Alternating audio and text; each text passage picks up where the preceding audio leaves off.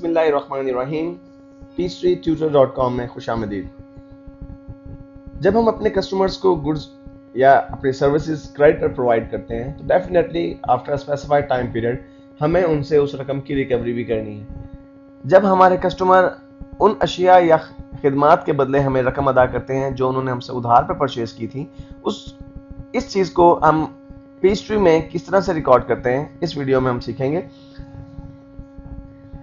Viewers, customers की तरफ से मिलने वाली रिसीट्स को रिकॉर्ड करने के लिए आप टास्क के मेन्यू में से रिसीट के ऑप्शन को सिलेक्ट करें। यही ऑप्शन आपके पास मैन्युअली तौर पर भी मौजूद है। अगर आप नेविगेशन एड्स में से सेल्स के टैब को सिलेक्ट करते हुए व्यूअर्स आप सेल्स रिसीट्स को आप अगर क्लिक करेंगे तो आपके पास वही ऑप्शन आ जाएगा। रिसीट्स के बटन को क्लिक करेंगे तो वही ऑप्शन आ जाएगा जो आपके पास वहां पे मेन्यू में से टास्क के मेन्यू में से सिलेक्ट करने पर आपके पास जो ऑप्शन आता, यानी आप रसीट रिकॉर्ड कर सकते हैं। व्यूअर्स, जो ही आप इस बटन पर क्लिक करते हैं आपके पास एक विंडो अपीयर हो जाती है जिसमें सबसे पहले आपको रिकॉर्ड करना है डिपॉजिट टिकट आईडी। अगर आपके कस्टमर ने आपके बैंक अकाउंट में डायरेक्टली रकम डिपॉजिट करवाई है तो डेफिनेटली उसने डिपॉजिट स्लिप का आपको नंबर बताया होगा, तो वो डिपॉजिट स्लिप नंबर आपको यहाँ पे एंटर करना है। लेकिन अगर आपके कस्टमर ने आपको बैंक में रकम पे नहीं की बल्कि कैश की सूरत में आपको अदायगी की है तो फिर जाहिर सी बात है कि आपका कैश का अकाउंट इंक्रीज कर जाएगा।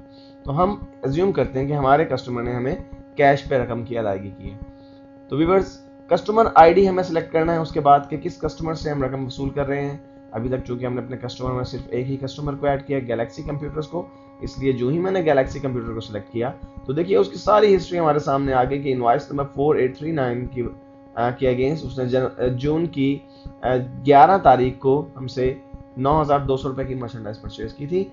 और चूंकि वो विद इन 10 डेज पे कर रहा है, अभी हमारे पास जो डेट है वो मई 15 है, यानी अभी हम उस ट्रांजैक्शन को गुजरे हुए 10 दिन ज़्यादा नहीं हुए, इसलिए वो डिस्काउंट को अवेल करेगा। वो डिस्काउंट का हकदार है, इसलिए ऑटोमेटिकली हमारे सॉफ्टवेयर ने डिस्काउंट की रकम वो भी कैलकुलेट करके यहाँ पर लिख दिया। व्यूअर्स, पेमेंट मेथड में हमें यहाँ से जो है वो कैश को सिलेक्ट करना है क्योंकि हम चेक के जरिए नहीं बल्कि कैश के जरिए रकम जो है वसूल कर रहे हैं। अगर आपके पास बैंक या किसी और तरीके से वो आपको पेमेंट करा तो उसका आप रेफरेंस नंबर भी यहाँ से एंटर कर सकते थे। व्यूअर्स, अब हमें करना क्या, जस्ट हमें नरेशन एंटर करनी है, कैश रिसीव्ड फ्रॉम कस्टमर। और व्यूअर्स, बाकी की जो रकम है 9,200 में से 368 का वो डिस्काउंट अवेल कर रहा है, इसलिए डिस्काउंट की रकम को लेस कर लेने के बाद हमारे पास जो बाकी रकम उसे काबिल वसूल बचती है वो है 8,832 रुपये। तो मैं 8832 को एंटर कर देता हूँ व्यूअर्स यहाँ पे। और जब मैंने इसे एंटर किया तो आप देखिए यहाँ पे पे का जो चेक है, चेक बॉक्स है, वो ऑटोमेटिकली चेक हो गया और जस्ट मुझे सेव कर देना है इस ट्रांजेक्शन को। और व्यूअर्स, यहाँ पर हमें वो डेफिनेटली वो एंटर करना पड़ेगा एक रेफरेंस नंबर। जब तक हम ट्रांजैक्शन का रेफरेंस नंबर एंटर नहीं करेंगे इस ट्रांजैक्शन को सेव नहीं कर सकते। तो हम यहाँ पे एक फिक्टिशियस नंबर, कोई भी फिक्टिशियस नंबर एंटर करके इस ट्रांजैक्शन को सेव कर लेते हैं। और व्यूअर्स, अब हमारे किन अकाउंट्स को अपडेट हो जाना चाहिए, डेफिनेटली हमारा जो कस्टमर अकाउंट है उसका बैलेंस 0 हो जाना चाहिए और हमारे कैश में इजाफा हो जाना चाहिए। तो हम इन दोनों अकाउंट्स को देखते हैं अपनी रिपोर्ट्स में जाके।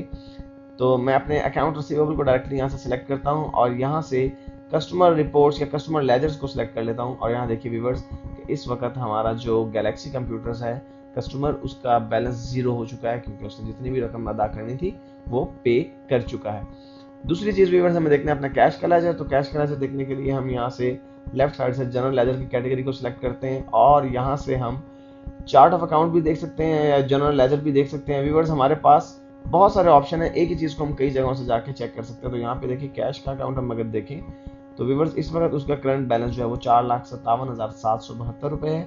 और इसमें जो लास्ट ट्रांजैक्शन हमें नजर आ रही है व्यूअर्स वो ये है गैलेक्सी कंप्यूटर से, जो 8,832 रुपये हमें रिकवर हुए। इसका मतलब है कि हमारी ट्रांजैक्शन बिल्कुल ठीक तरीके से दर्ज भी हो चुकी है और उसने प्रॉपरली तमाम फाइनेंशियल रिपोर्ट्स और लेजर्स पर अपना इम्पैक्ट भी शो कर दिया।